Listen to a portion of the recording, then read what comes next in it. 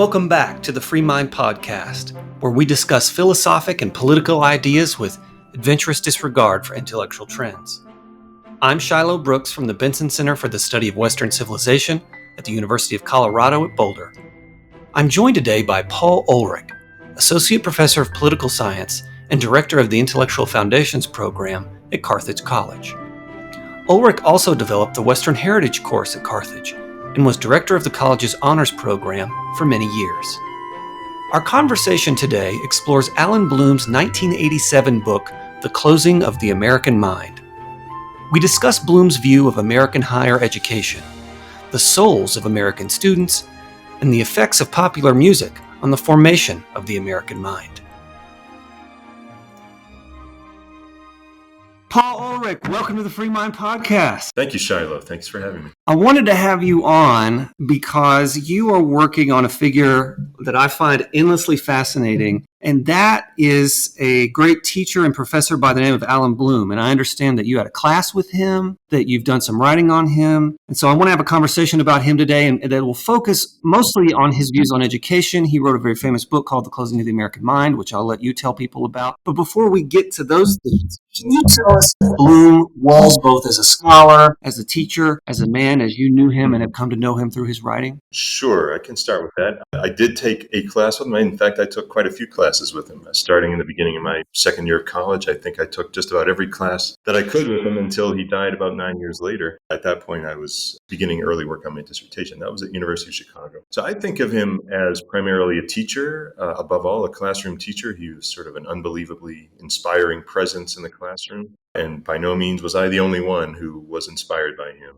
He spent the last part of his career at the University of Chicago, but he famously spent about a decade at Cornell University in most of the 60s, then was at University of Toronto, and then, of course, at Chicago. And in each of those places, he just attracted some of the best and the brightest students there were, and many of whom went on to become extremely influential teachers and scholars themselves. So when I think of Bloom, my first thought is of him as this powerful, overwhelmingly inspiring, penetrating presence in the classroom. And his record, his record of professional record really is a testament to that, right? That just the sheer number of professors in political philosophy who were his students directly. Some of your professors. Yeah, correct, many. Right? Yeah, right, exactly. Many. Even other professors at University of Chicago when I was there were his students from Cornell days. So I think of him that way. Primarily, as a scholar, he had kind of an interesting career. By no means am I an expert on everything that he wrote, but he was not, I think it's fair to say, the most prolific scholar. He didn't have stacks and stacks of publications. For a long time, he was most famous for his translation of Plato's Republic, which had an extended commentary at the end, or sort of just, he might call it interpretation, explanation of the book that ran almost to the small book in itself. So for a long time, he was really known for that, and then for a translation of a book by Jean-Jacques Rousseau, Emile, or On Education, which maybe was a foreshadowing of things to come, right? The Closing of the American Mind, that his interest in education was already shown there, actually really in the Republic too. But I would also say that when I think of him as a scholar, and we're not yet getting to Closing of the American Mind, but when I think of him as a scholar and one of his great contributions to the scholarly world, I know many people would point out his work on Rousseau, but I also really think of his work on Shakespeare, which many people wouldn't think of at all. But really, there's pretty much a subfield, I think it's not an exaggeration to call it, in political theory, in political philosophy, a subfield of Shakespeare studies. It's not unusual to see whole volumes of essays devoted to Shakespeare as a political thinker, to see panels at conferences on Shakespeare as a political thinker. And he really single-handedly started that with these masterful essays on Julius Caesar and Merchant of Venice and Othello above all. And then in his last book, Love and Friendship, there were a number of other essays on Shakespeare. So when I think of him as a scholar, Plato's Republic for sure, which is still really, really widely used, that translation, people find it extremely helpful, as well as the commentary on it. But I also think of him as a Shakespeare scholar of a peculiar kind. I might just say one more thing about his translation on the Republic, because that in its own way was groundbreaking, because it was an attempt to be a literal translation. And that really started something which now is very much taken for granted, that you will expect to find translations, especially of Greek philosophers, that are literal. Doesn't simply mean word for word. That's not exactly right. But the idea was to not interpret through the translation, but to, as closely as possible, mirror the text, show it exactly as it is, as closely as you can in English, so as to distort it as little as possible. So in other words, and that's not just a quirk, hey, why not have a new kind of translation? It really went hand in hand with a kind of respect for the art of writing that the philosophers practiced. And so the translation itself too, it wasn't, again, not just a translation, but it came sort of loaded with a thought behind it, that there you can really read with tremendous care, read each of these authors with tremendous care, and that the translation will not really be enough, but it will get you pretty far, right, if you do the translation in the right way. So I think of him, again, above all, as an incredible teacher in the classroom, just extremely inspiring. And again, it wasn't just me, but as you know, many, many great, unbelievably influential teachers of genius, really, I don't think that's an exaggeration to say, were first inspired by him. Yeah. And continue to be. I know I take him as a model for myself, and for people who are interested in hearing Bloom, seeing him. You can get on YouTube and you can search Allan Bloom, and you can see him giving interviews or lecturing on, various topics. So he's still out there for you to find. I want to talk in particular about what was his most famous book, Closing of the American Mind, in particular because, higher education is again under siege. Maybe it's always been under siege. Maybe it's certainly been under siege since the 80s, but this is in the headlines today, more than I can recall it being in the headlines, say, the past 10 years or so. What are our colleges good for? What exactly are they teaching there? What's happening to the students? Who exactly are the students? These sorts of questions. And Bloom, given that he was a teacher of great capacity and of great sensitivity, was plugged into some of these questions, very early on. And so, and in a way gave rise to some of this, but as you'll sort of point out, some of this existed before he came along. So can you tell us just briefly, what is the Closing of the American Mind? What's the purpose and the intention of the book? What message does it try to communicate, and by way of addressing what themes? It's just kind of a summary of the book. I know that's hard to do. As I went through it for the first time, it's just a couple of years ago. First of all, I went through it, and it's about 350 or so, very long, very dense pages. So a summary, thank you. We have about 50 more minutes. I can summarize it in 50 minutes. So it's an extremely long and difficult book that covers, holy smokes, the history of philosophy on the one hand, a sort of overview of the character of students today. On the other hand, it really is a remarkable book in that I think it's very hard to summarize, because Bloom, in a way, is able to, in fact, summarize the whole history of philosophy.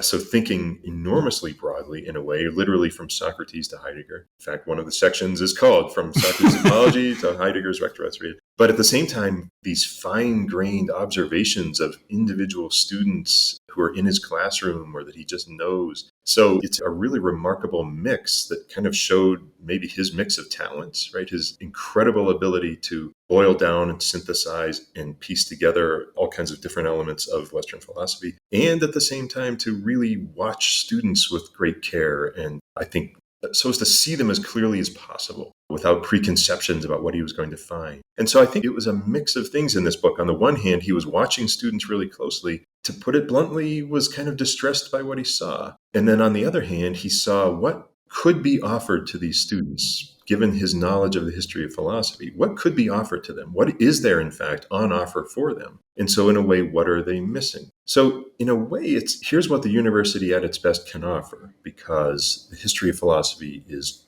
so rich and fascinating, especially as he presents it. And so what's going on with students? Why are they, I wouldn't say exactly resistant to it, but why are they sort of blasé about it? Why are they not intrigued by it, excited by it? Maybe that would be a way to sum up this really, really long and dense book, is to say that he's showing you both of these things, what you could get from the study of philosophy if you apply your mind to it, and then what seems to be going on with students such that they don't seem to be pulled into it. Right. I think in a way, that may be the way to sum up the book. Is it true that The Closing of the American Mind wasn't the original title? I believe that the working title really was Souls Without Longing. Yeah, that's what I thought. Yeah. Souls Without Longing. In fact, I think in French, I'm not going to try to give you the French title with a French accent, but I believe it is translated The Disarmed Soul. Okay. The French translation. And he worked, I think, pretty closely with the French editor. Mm-hmm. Yeah. Well, I've read some of the work that you're doing on Bloom, and I'm interested in, and maybe these two things are connected. What exactly does it mean that the American mind is closed? What would it mean for that mind to be open? And I suspect this is tied to something like Souls Without Yeah. Longing, that this title would have been as apt as Closing of the American Mind. But why does Bloom think that democracy has, in a way, failed to foster the openness of mind required to take in these great works? What does that openness look like? Yeah, that's a really tough question because the book sort of starts with a paradox because the title of the book, of course, is The Closing of the American Mind. The book begins with a section called Our Virtue, which is openness. In other words, Bloom is, again, a great observer not only of students, but of just regular American adults and everyone else. And he says, yeah, we Americans believe that openness really is our virtue. And so he asserts a kind of paradox that what Americans believe openness to be is, in fact, closedness. So there's already, right? So again, as you asked me to summarize it, well, okay, so you have to go step by step even through some of these paradoxes. So maybe the way to begin would be to say, well, what does he observe that Americans think openness is? So he says openness really means something like accept everyone and never judge anyone. And that is their version of openness. If listeners are hearing that and saying, well, you got to be kidding me, he's going to criticize people for not being judgy and being accepting, that sounds like a good start, right? For a peaceful, welcoming, equitable society, right? Where you treat everyone fairly. And believe me, I don't really think at all that he's objecting to that sort of as a way to interact with other people. In no way do I think he's anti-democratic and that he wishes we were more authoritarian or that people were more alike or believed more of the same things. I don't think that's what he's saying at all. Rather, I think that what he's saying is that in American hands, acceptance and openness becomes a determination never to even believe judgments are possible. So it's one thing to say, look, I accept you as you are. It's another thing to say, it's not even possible to make distinctions. Maybe a way to say it is that judging, of course, does sound harsh, right? A little bit insulting, right? To say someone is judgy. But it's a little different to say, well, you can't even distinguish one thing from another. You just sort of shrug your shoulders and say, well, yeah, underneath it all, everything's the same. I think that's the way to think of what he means by our notion of openness, that we are so determined to accept everything that we don't even bother to look for what actual real differences could be and in fact are. Does that start to make sense, or is it kind of too roundabout of an answer? That makes sense to me. So he has in mind more profound differences than we often think of. I think this is part of what he's getting at, is that we sort of start with the idea that we should accept everyone and should never judge. But that means then we sort of have to close our eyes to actual real differences. Right. And so why is this then? I mean, if this is the American character, which I don't know, you've been in the room with students for a lot of years. I've been in the room with students for 7 or so years. Why is this an obstacle to education? This thing that you've described. What is it that education needs that it's not getting from this pseudo openness?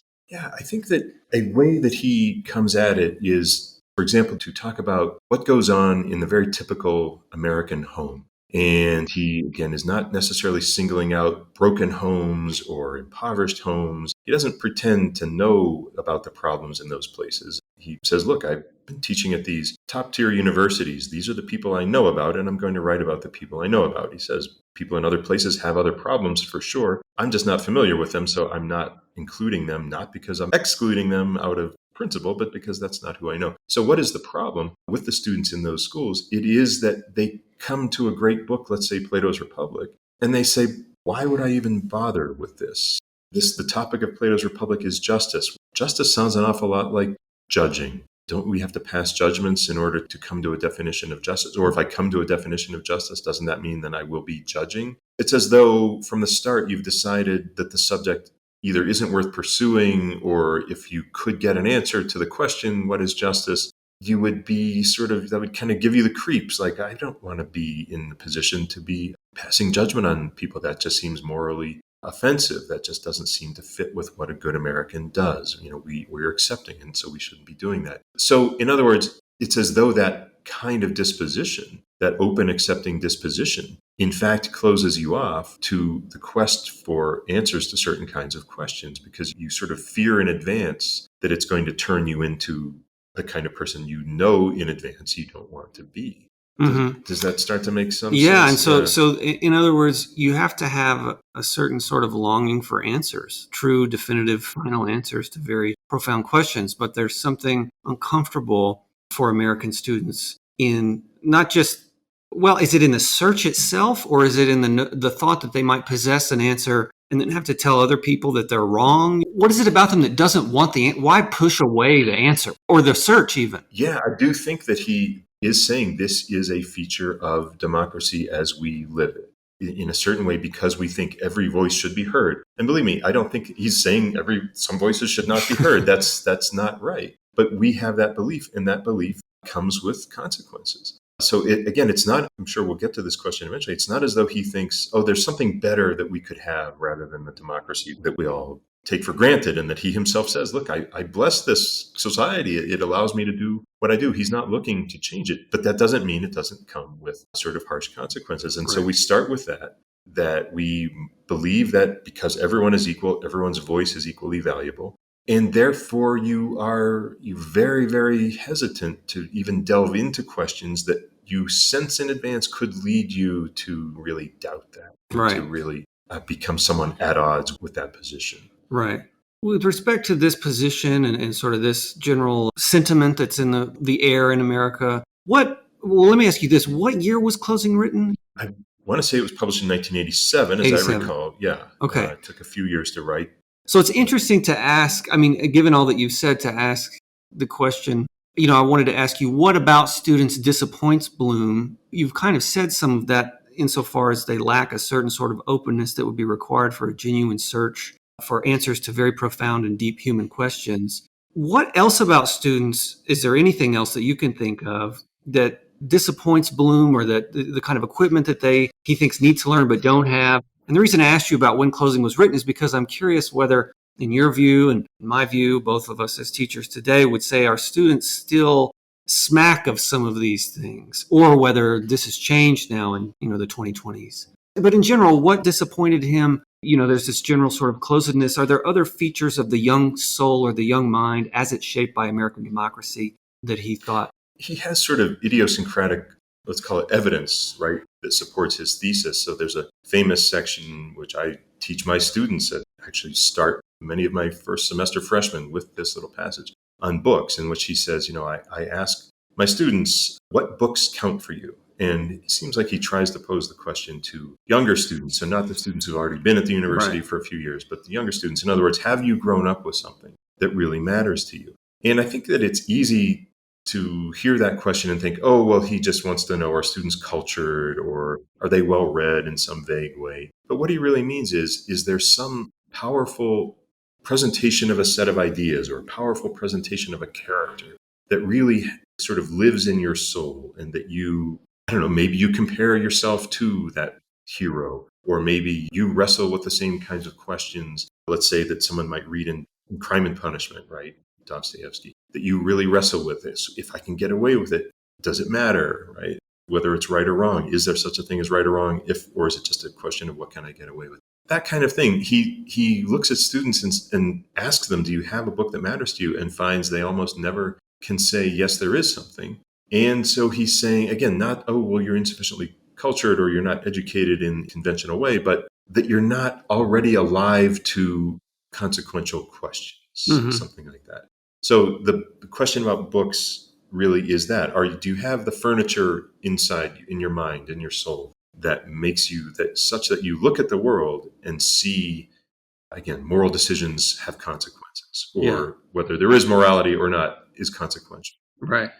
Yeah, that makes sense to me. I'll be eager to hear what your students say when you say, is there a book that matters to you? Because I had a similar experience. I just read with a reading group the book Fahrenheit 451. Sure. And at the end of the book, this is not too much of a spoiler, they're burning all the books. This is the premise. And so people who love books have to memorize them. And so the character gets out to this place where there are people who are sort of book sympathizers. And they ask him, what book are you? And he's like, what do you mean? What book are you? And he's, well, Joe over there is, the Gospel of Matthew, and Sally over here is, Plato's Republic.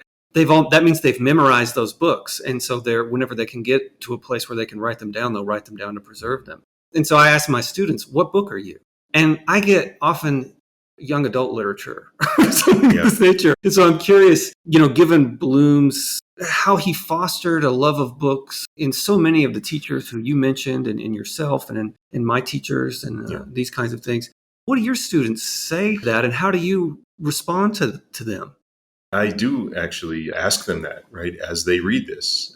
It's a pretty interesting range. It's sometimes, not too surprisingly, Harry Potter, things I get that like that, right? And I actually make use of that. I say, look, so you read that what, in order to learn spells? Why did you read it? And they'll sort of, well, no. So why did you read it? Well, it's fun. Okay, it's fun, but also, doesn't it really make you think in some ways? In other words, there are even books like that. Students will admit, sure, of course, I read it because in a certain way it opened up a world to me. Right. It might be a fantasy world, but not simply a fantasy world. In other words, with many books like that, students will admit that they read it and they did not find it useful in any meaningful way, any practical, applicable way, right? But they just loved having their mind expanded. But then when you say that, so then will you pursue that same logic throughout your college education? Are you crazy? Of course not. I'm going to be an accounting major because I know that I have to do that. So I get these mixed responses. On the one hand, you will find students who love a book that is of no practical value to them, but in some ways does open their mind, right, to all kinds of possibilities that aren't in normal life. Yeah. But then many students will say, well, I read, I don't even know if this is an actual book, Walter Payton's autobiography or something like that. Why'd you read that? Well, because, he really got the most out of himself, So you'll often hear students offering that kind of book. Mm-hmm. But it tends to follow a pattern, right?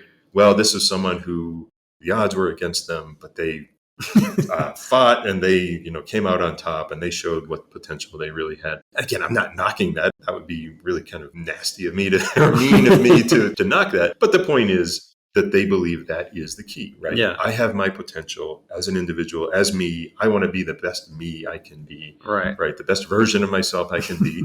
And that I think is very consistent with is observing that there's no thought of being taken outside of yourself, but rather simply, no, this reinforces all of the thoughts I have about my own potential. And again, living up to my expectations, my own standards that I'm putting on myself and no one else put them on me. And again, we may ask, well, what the heck is wrong with that? That sounds like exactly what we want students to do, and that's very American. And I don't think Bloom is really knocking it either in a way, but in another way, he's saying, yes, but if that's all that matters to you, you're never pulled outside of yourself. Yeah. That you really just believe, I am me, no one should judge me, I'm going to just live up to my potential in the way that I define that potential, in the way that pleases me, and there is never any need for me to look left to right, up, down. I just will look within and see who am I and what can I become. Right. Again, we may ask what the heck is wrong with that, but I think he's saying that there are all kinds of possibilities then that you will never become aware of. Right. If you only look within yourself and think only of the potential that you yourself have without ever thinking about what others who are, let's say, much superior to you, what kinds of potential did they find in themselves. There's an anecdote about Bloom, which I believe to be true, but I can't verify it, that he said something like, I started to study philosophy because I wanted to learn more about myself. Well, one of the first things I learned was I'm not that interesting.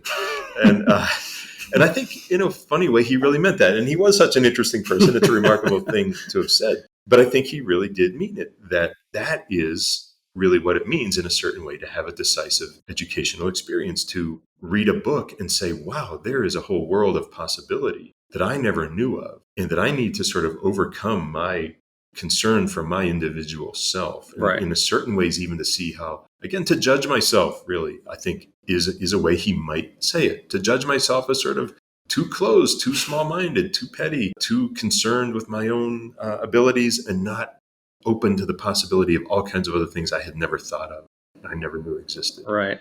The benefits that could come from a student thinking they're not that interesting, I just can't even, it would bloom 1,000 flowers, because today I think students are told, perhaps by their by their teachers or their parents, that they are the most interesting people in the world. And pedagogically, that seems like a great sickness. I want to return to one of what I think is the sort of the most important themes of the closing of the American mind and talk about Bloom's understanding of it. You've already touched on this in a way with the discussion we had about openness and closedness and students not wanting to judge. But this comes out in a kind of theoretical way, the term relativism. And you see Bloom using this term, and you hear it some today, although I think it's fallen by the wayside a bit. And Bloom thought, for reasons you've already touched on some, relativism was paralyzing pedagogically. And I'm curious if you could elaborate on why he thought that, or if there's any more to say other than what you've said about openness and closedness.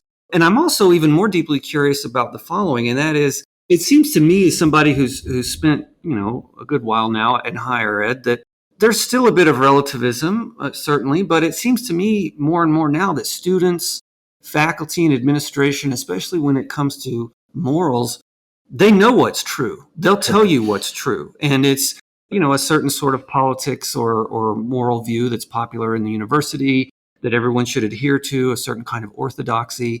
And so while there's this sort of pervasive relativism, there's at the same time, and you see this in commentary in the news coming from people on the right and these sorts of things, there's also an orthodoxy, and no one should depart from what's true at the university. And that's the dang problem with it. And so it's this peculiar combination. So I'm curious whether in Bloom's time was this orthodoxy, or at least was it there? Was it lamented?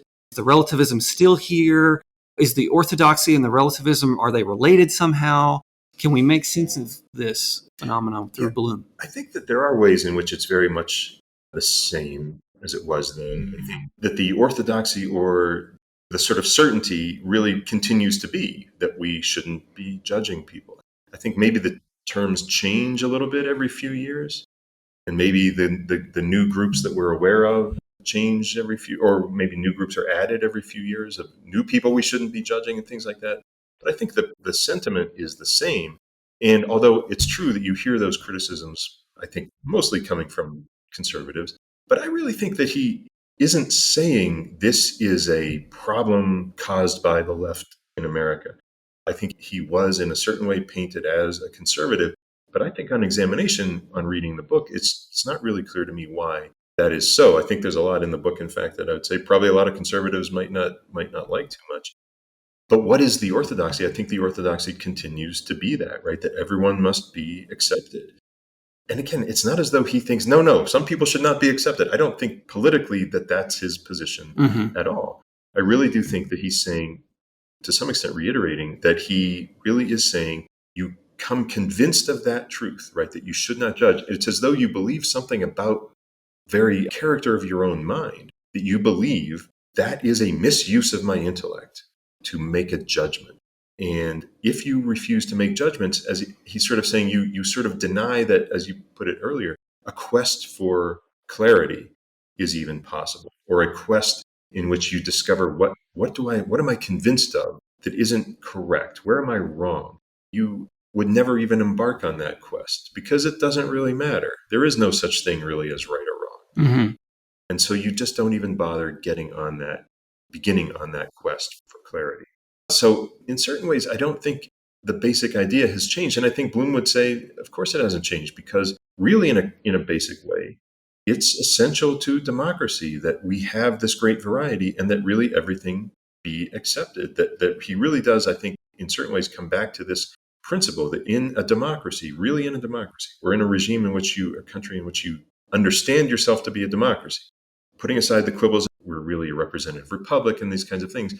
The principles are democratic principles. The principle is everyone is equal. Everyone is free. And so he really does think that if you believe that it is possible to become more certain, you know that you may be in violation of those principles. And that is extremely difficult. And so there's a way in which maybe I would say it this way, he's not exactly condemning students, nor I think in a way is he condemning any of their teachers or their parents, the people who raised them to think this way.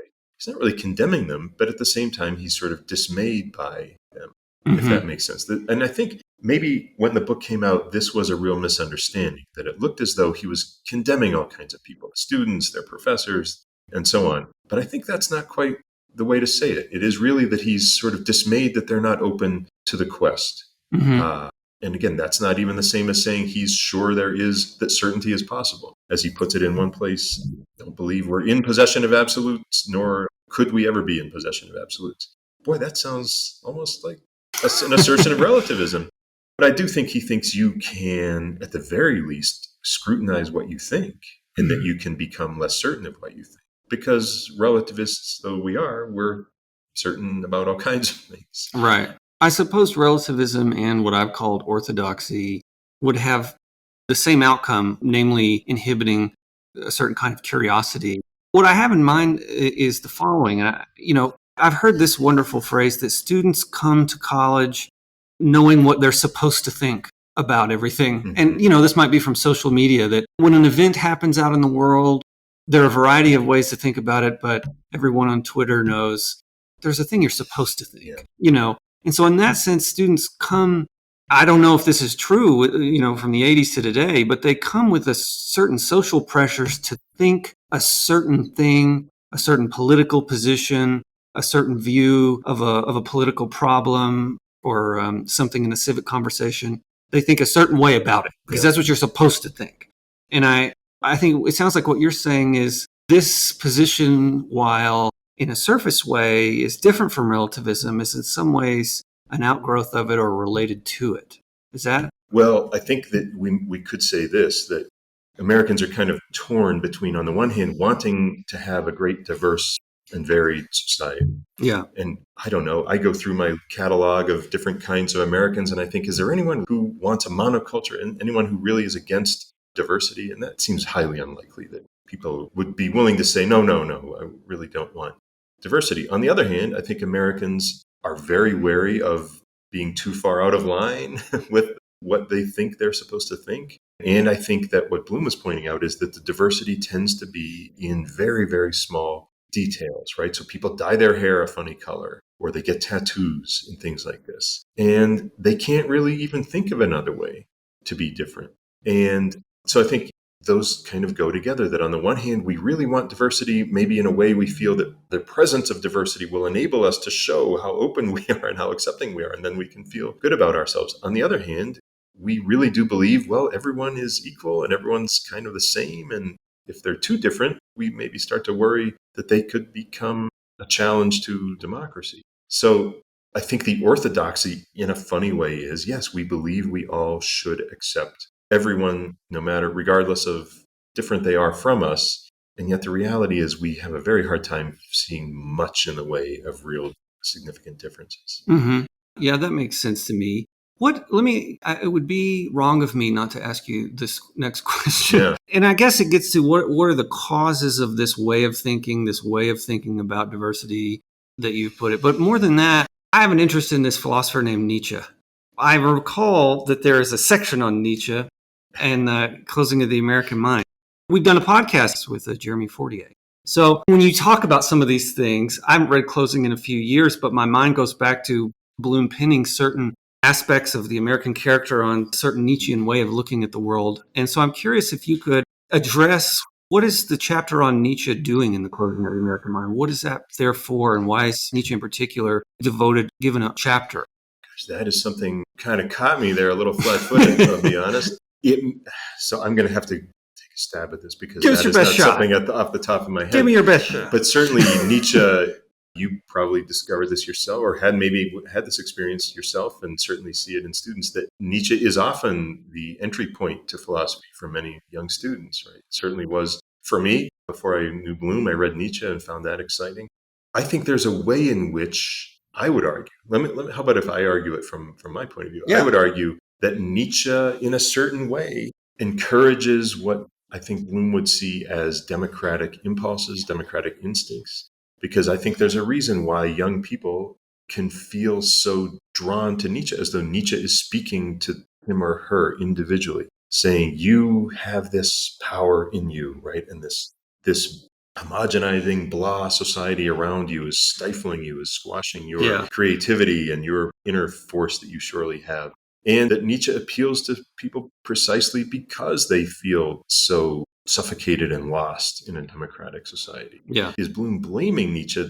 I'd have to go back and look I don't at the know. text. Maybe that's an overstatement of it. Yeah. My view of that, and I think I mentioned this to you before, has always been, you're right, and Bloom's right, that there is this impulse in Nietzsche.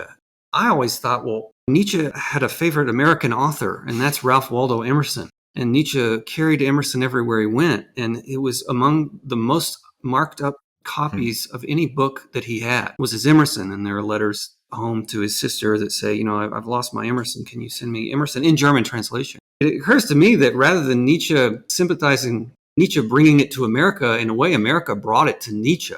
I don't want to get into this, and I want to talk more about Bloom, but I just encourage listeners to think about Emerson, the great American writer's role in Nietzsche, and some of the things that Bloom says are in Nietzsche that ring true in the American heart. And he might not dispute this, that those were in the American heart long before Nietzsche gave voice to them, because Emerson and Whitman and others give voice to them. And Nietzsche was an avid reader of Emerson. I think that maybe a way to think about that is that he talks a lot about sort of what becomes of things in American hands. If I remember correctly, there is a section, is it in Zarathustra, called The Pale Criminal, on this man who wants to kill for the joy of the knife, right? Isn't that the phrase? And Bloom points out, that's how Nietzsche presents this figure, right? Someone who kills for the love of killing, and how awful but powerful that is.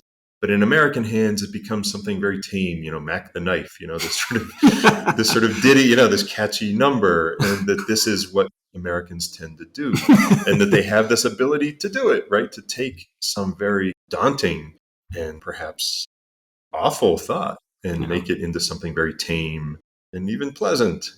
So I would have to go back and as in proper Bloomian fashion, check the text. I don't want to, But I think that his view typically is not, see what Nietzsche did to us, but rather look at what we did with this Nietzschean idea. And of course, we had to have been open to it in a certain way, in the way that it seemed to suit us in the first place. Right. Which is to say, again, each of us feeling, yes, I as an individual have this power if I can just cut through, the stifling bonds of democratic conformity. Yeah, that's fair. And it's also fair to say there's a certain brand of American nihilism, which Nietzsche gives voice to. And I think even today, especially in the youth, just as somebody who teaches Nietzsche to teenagers and early 20-somethings, Nietzsche's diagnosis of what nihilism is and means and does to you and makes you feel rings very, very, very true with a lot of my students. And I always stupefied and I marvel at that. It doesn't surprise me, but I'm moved by it every time it happens. And I suspect we might see something of that nihilism too. Yeah, I think there's a reason why he may focus on Nietzsche a bit, and he did teach Nietzsche sometimes. And that is because I think the right student could see, okay, there's a kind of way in which I feel like Nietzsche is speaking to me. Yeah. But let's see, what is he really saying? Yeah. Is this something benign? Is this about you and your creativity? Or is it something much more consequential than that? If this is really the case, right, that really it's the powerful individual who should be completely free to express his or her power, well, does that really fit with democracy, right? Yeah. In a certain way, it feels like it does. But maybe if we read Nietzsche very carefully, or maybe you don't even have to read that carefully, you just have to not miss what he's saying. Maybe that's exactly the kind of thing Bloom is saying. There's something very anti-democratic in that, that looks just sort of benignly a little at odds with democracy or something like that at first, but really it's profoundly anti-democratic. And that maybe that's the kind of thing he actually thinks an open mind would at least consider. Right. That this great thinker could really be anti-democratic. Right. Yeah, this makes sense to me. And I'm going to go back with you. Maybe we can do it together and look at the Nietzsche sections of closing. I want to ask you about another section of the book. And that is, and it's one that when I'm in conversation with friends, when we talk about closing, we always wind our way back to. And, closing is a book you got to read every 3 or 4 years. I'm about due. I think it's been 3 or 4 years. But the section on popular music, Bloom is critical of popular music. I'll never forget the line, Mick Jagger tarting it up on stage. He seems to not like the Stones. We can say that much. But he's critical of rock and roll, although you have said to me, before that he has a certain appreciation of students interested in rock and roll. So I'm curious, why does Bloom think that popular music inhibits the imagination and also makes it difficult to have a real, true relationship with the great artifacts of liberal education? It is true that he says when rock, I think as he puts it, when it first came on the scene, right, and some of the better students that he knew really were attracted to it because it really was this medium through which you could express rebellion, and that the great rock and roll figures did represent a kind of rebellion of some kind. And oddly enough, he admired that, right, that these students weren't just simply doing as they were told and meeting their parents' expectations, but really were looking for something that looked to them to be really different from what the mainstream society was offering. By the time he was writing closing, and by the way, I should just for the record point out, he's observing these students, and the students are really my generation, right? Yeah. In fact, in the book, there's an anecdote or two that I remember. Or, I mean, I was there, in other words, in the classroom when it happened. So when it may sound to some people as though, yes, this is bashing students today, but really it was bashing me. That's right. In my generation. So, but what is it about popular music? I think it's partly that he's sort of saying it just takes over, and that young people just spend endless hours listening to it, so that there's no room even for reading a book. It's not, I think, as though he's denying the artistry or the creativity or things like that. I really do think that he's saying it appeals to a pretty narrow range of emotions, a pretty narrow range of aspirations. Yeah. And that it really does appeal. It really is designed to appeal to basically to adolescence. And that seems odd. But personally, I think he's probably basically right. And I say that as someone who I think knows an awful lot of rock music. And that didn't happen by accident. That happened because I enjoyed it enormously myself and spent those countless hours listening to it. Mm-hmm. But on reflection, after decades, looking back after some decades, I think that's probably basically right. That Mm-hmm. it appeals to a sort of within a very narrow band of possibilities within the imagination. Yeah, I don't dispute that. But would you say that that narrowness fits with the narrowness of the young soul, such that rather than saying that it appeals to a sort of narrow band of the imagination, you can say, well, in a certain sense, in a young person, that band is fairly narrow anyway. And the music can appeal. How do I put this? The music can serve as a starting point for reflection on erotic matters. I mean, not every song, but there are certain songwriters of rock music who do, I think, probably express profound longings that could lead to something higher.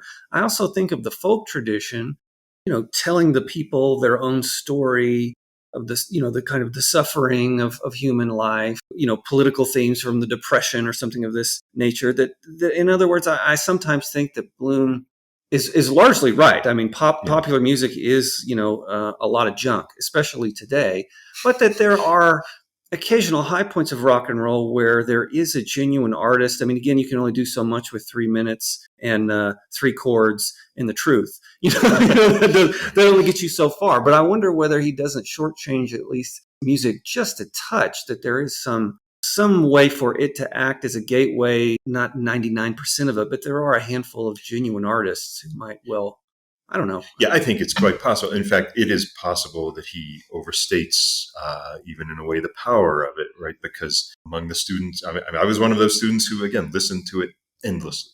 And yet I was also very interested in Bloom and interested in what he was teaching, and became a professor myself and worked on those same books. So it's quite possible that he overstates its power. And it's also quite possible that the more you listen to it, the more you actually do appreciate, again, the variety of creativity, variety of originality, variety of artistry. It seems to me quite possible that rock music can get to other things. I'm not trying to force that out of you. I just, I want listeners to think about that, whether there's any profound artists among. But there's no question he right. But he is just bashed mercilessly for that that section, and it probably does include some of the most over the top sentences. That's why I had my Mick Jagger. Sure, of course. I don't think Mick Jagger is one of these genuine artists who I'm telling you all about, by the way. I'm not going to name them here, but I would lump him in with, not the most profound thinkers. But I suspect there are some. Anyway, I've got 2 more questions for you, and our time draws short. Yeah. So I want to ask them. If Bloom, this is going to be hard, and I need you to answer it in just a few minutes. Okay, great. If Bloom was writing closing today, would he do anything different? And what would that be? And you're not Allan Bloom, but, I'm just curious if you have a sense for that. It's a good question. But I think, though, that on some of the major points, he would say it's not as though things have have improved, but nor could they really have improved, right? That from his point of view, as he might say, it starts in the home. But look at the character of the home. What do parents think they should do? How should they raise their children? I should raise my child so that each one reaches his or her own potential. Who's going to blame any parent who believes that and who tries their best that their child reach that outcome? They become the best version of themselves. It sounds crazy to even criticize that, right? And quite frankly, I don't know how to criticize that. So I think he would say, no, in a basic way, it hasn't changed because that's where we are in a democracy. We're so thoroughly democratic, small d democratic. The parents themselves don't quite know the basis of their own authority. And so they don't know how to tell their own children, here's what you must do and here's why you must do it. Again, it's not as though he's criticizing the parents even for that. He's saying that's the character of the family in a democracy, that the parents themselves believe that they are, in a very basic ways, the equals of their children. And if that's the case, then how do they tell them, here's what you should think, which would be then the thing that they question later, right? This sort of certainty, maybe it's a moral certainty, cultural certainty. How do they come to question that later through one of the great books that Bloom is teaching? So in the most basic ways, I think he would say, no, it hasn't changed, nor should we really have expected it to change. I think that, as I said earlier, we maybe pick up new kinds of terminology, and maybe we recognize new groups of people as deserving of our acceptance and our esteem. But the basic principles, I think, are unchanged. Mm-hmm. And I think that he would insist on that. Yeah, I often find myself walking around campus wishing that he were here to diagnose certain things. I mean, I grant the unchanged character of the fundamental things, but I would love, and I'm sure you as somebody who sat in the classroom with him would love to hear him for 30 minutes sort of wax on the contemporary university situation and the controversy surrounding it. Let me ask you this question. It's something that I ask everybody who comes on the podcast when we talk about one of these sort of luminary thinkers or even the great philosophers in this case. And Bloom certainly is not that and wouldn't say he is that, but he would want you to read more than just the closing, I suspect. And so what if somebody out there is listening to this and thinks, all right, well, maybe I'll pick up Closing of the American Mind, but you said some things earlier about Bloom having done some good essay work and he's got a couple other books. What are the handful of things that you might recommend people look at outside of the closing that Bloom wrote? I would say two things. One is the very first book that he published was called Shakespeare's Politics, with several essays on specific. Each one is on a play by Shakespeare, and then there's also an essay by Harry Jaffa on the opening of King Lear. His essays on Shakespeare are really, truly remarkable and remarkably original. So he did those early in his career. He also did them at the very end of his career in his last posthumously published book called Love and Friendship. So there are essays on Shakespeare there as well. I recommend those just because, as I say, their sheer originality, this is something that no one else had done before he did it. He has an amazing ability to bring the Shakespeare plays to life in a way that I don't know of other scholars doing. So there's a way to see his almost strongest innate talent, I would say, go to those essays. Again, Shakespeare's Politics, his first book, and then Love and Friendship, his last one. But I would also say there's an essay he published. Well, he originally gave it as a talk at Harvard. Originally, it was called Western Civ and Me. And I think someone advised him to change that title to just great title. To just Western Civ. I think people thought maybe it was a little too smart alecky. But he changed the title of that to Western Civ, and he published it in the book called Giants and Dwarfs, which is just a collection of essays. I think that is an excellent essay to read. It's not terribly long. And I think that it clarifies what was he really trying to accomplish with Closing of the American Mind. I think that there are lots of ways in which that essay is a response to objections that people would make to the book now, even after 35 years later or wherever we are exactly on the timeline. It's also, I think it includes responses that you would see to the teaching of the so-called Western canon today. I think that it's an extremely insightful and far-seeing little essay that just looks like this thing he sort of dashed off as a talk at Harvard, but really answers, or at least provides responses to his critics then, but the critics now as well. So Western Civ, a little essay in Giants and Dwarfs, definitely something to Yeah, certainly if you're interested in this podcast, you know the Benson Center for the Study of Western Civilization, I would say that this essay is a must.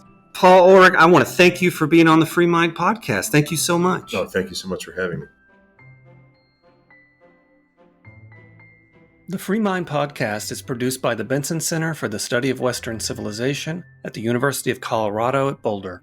You can email us feedback at freemind@colorado.edu or visit us online at colorado.edu/center/Benson.